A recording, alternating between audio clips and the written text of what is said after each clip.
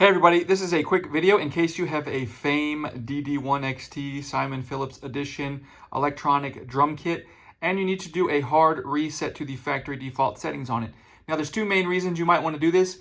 The first one is troubleshooting. If there's any issues where it's not acting the way it's supposed to, you're having any sound issues, it's not working, it seems to be glitching, a hard reset can fix a lot of these issues.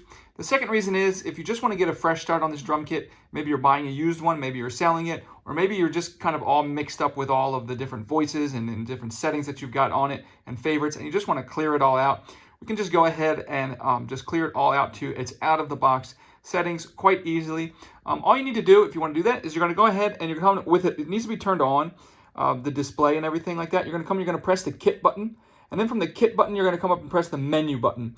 And that'll open up this menu kit where we can use the arrows or these F1, F2, doesn't matter, to toggle down through. And we'll just toggle down from this menu, we'll toggle down to the factory reset.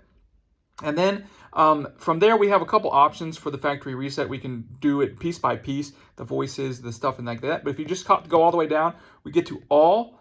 And then if we just hit all, then we can just reset everything to the way it was when it came out of the box.